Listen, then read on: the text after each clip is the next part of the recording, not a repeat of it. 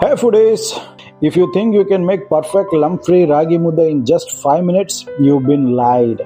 Welcome to Deepaks Kitchen. I'm Deepak Kshatriya. Today I'm showing you the real traditional way to master Karnataka's staple soul food, ragi mudde.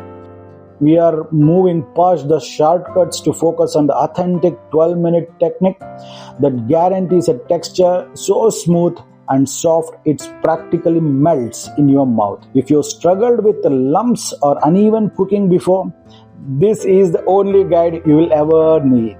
Let's get started.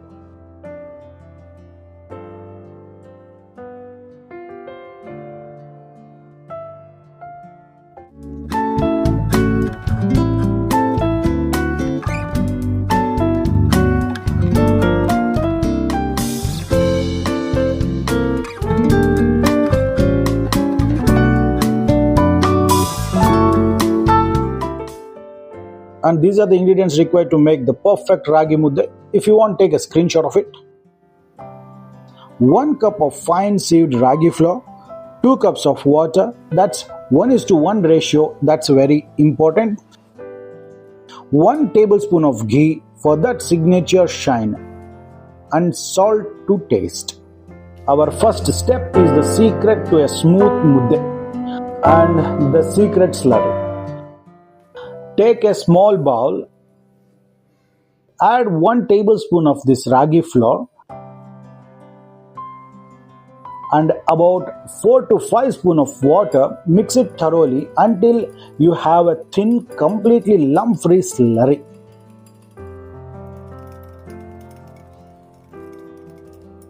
Set this aside for now. Now let's see how to make the perfect ragi mudde. Now bring those 2 cups of water to a boil in a heavy vessel. I am using a cooker today.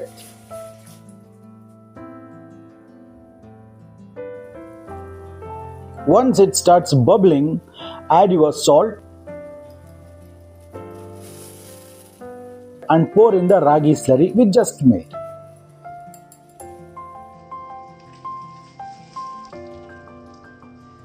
Using a thick and strong wooden spatula, the most important tool for this recipe, mix it well. Let this cook for about 3 minutes until it develops a broth-like consistency. Now, here is a pro tip. Scoop out 2 small ladles of this broth and keep it aside.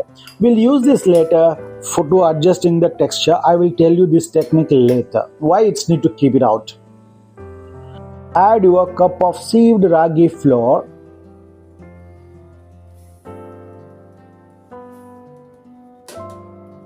lower the flame and use the spatula to make a small hole in the center. Allow the water to rise through. Cover the lid and let it steam on a medium flame for about 4 minutes. Once steamed, turn the heat to low. Now comes the workout.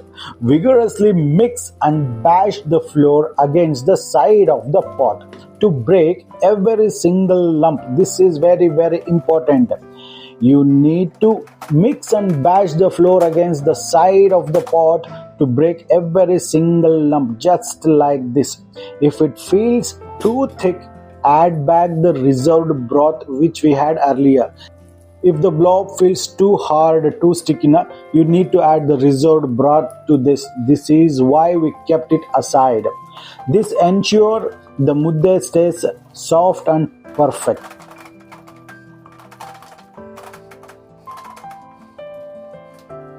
Now look, everything is done. We'll allow this to cook for about another 2 to 3 minutes. Add a tablespoon of ghee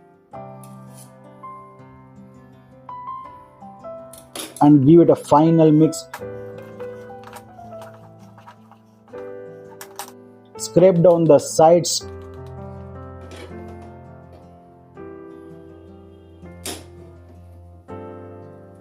Cover the lid and let it simmer for another 3 minutes.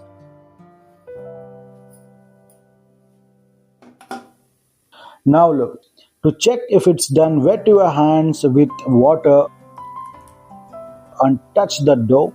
If it doesn't stick to your finger, then it's perfectly cooked. Now look, whatever you do, the flour or the ragi mudde doesn't stick to your hand. It's perfect. The total cooking time should be about 10 to 12 minutes to ensure the ragi is fully cooked. Do remember these basics and most important things about ragi mudde. Now we have reached the most crucial part of the process, transforming this cooked dough into those iconic velvety smooth ragi balls. First, take a clean sheet or a plate and apply light coating of ghee. This prevents sticking and adds that beautiful characteristic aroma. Carefully scrape off every bits of the dough from the spatula. Now a word of caution. This dough is incredibly hot. If you aren't comfortable handling it directly, keep a bowl of water nearby to wet your hands. Watch closely how I maneuver the dough. When with all these foldings and mixing, notice the ragi isn't sticking to my palm at all.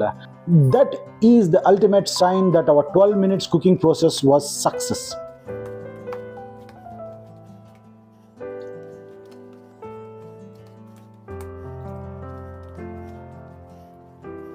We divide this batch into 2 equal portions. For every 1 cup of flour used, you will get 2 perfect ragi mudde. If the heat becomes too intense, just dip your fingers into the water again and cool them down. Use a firm circular motion to roll the dough until the surface is completely seamless and glistening. Just look at that. Perfectly rounded, incredibly shiny and absolutely smooth. This is the hallmark of our authentic Karnataka craftsmanship. That's ragi mudde. So whenever people say that the ragi mudde we can prepare in just 5 minutes or 6 minutes, please don't believe those. It is not completely cooked, it's half cooked.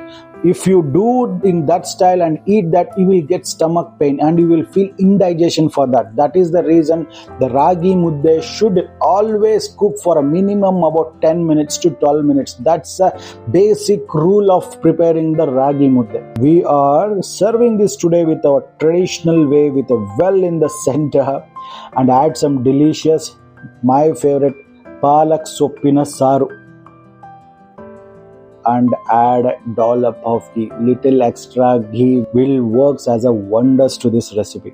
Just look at that incredible shine and texture.